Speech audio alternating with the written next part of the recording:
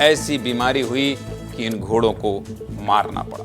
ये कौन सी बीमारी? कुछ दिन पहले मैंने आपको जबलपुर की भी खबर बताई थी, और ऐसी बीमारी, ये बीमार घोड़े जबलपुर हैदराबाद से लाए गए थे, लेकिन इन्हें मारना पड़ा, या यूं कहें कि इच्छा मृत्यु दी गई। शादियों के घोड़े एक गंभीर बीमारी से संक्रमित हो गए।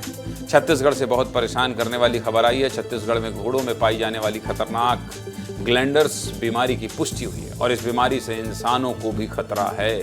पूरा मामला अंबिकापुर का है।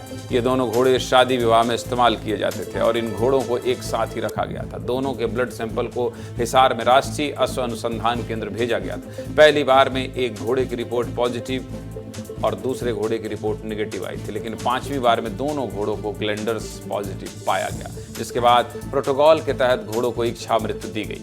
पहले दोनों घोड़ों को एनेस्थीसिया दिया गया, फिर जहर देकर मारा गया। पशुपालन विभाग के विशेषज्ञों की टीम ने पीपीई किट पहनकर घोड़ों को इंजेक्शन दिया, और संक्रमण से बचाने के लिए घोड़ों को शहर से दूर दफनाया गया। ग्लैंडर्स की पुष्टि के बाद अंबिकापुर नगर निगम में 3 महीने तक अश्व प्रजाति के पशुओं की एंट्री पर प्रतिबंध लगाया गया, और राज्य सरकार ने इसके आदेश भी जारी किए हैं। ग्लैंडर्स बीमारी कितनी खतरनाक है, चलिए ये भी आपको बता देता हूँ। दरअसल ग्लैंडर्स एक संक्रामक बीमारी है जो कि जानवरों से इंसानों में फैलती है, और जानवरों में भी ये केवल घोड़ों, गधों और खच्चरों में होती है। लेकिन ये बीमारी इतनी गंभीर है और इतनी तेजी से फैलती है कि जिस जानवर को हो जाती है उसे जान से मारने के अलावा कोई विकल्प नहीं बचता।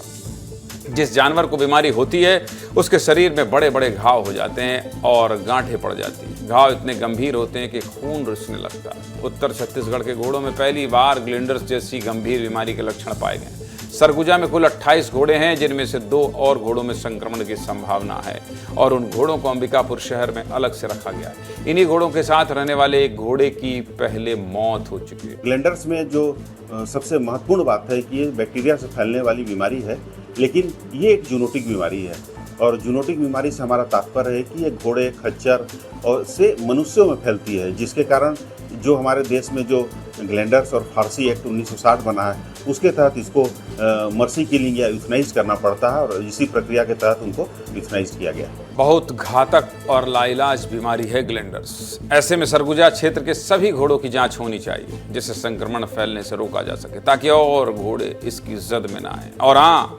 संक्रमण इंसानों तक भी तो पहुंचता है, इंसानों को भी इससे खतरा है, इसलिए इस खबर को इतने विस्तार से बता रहा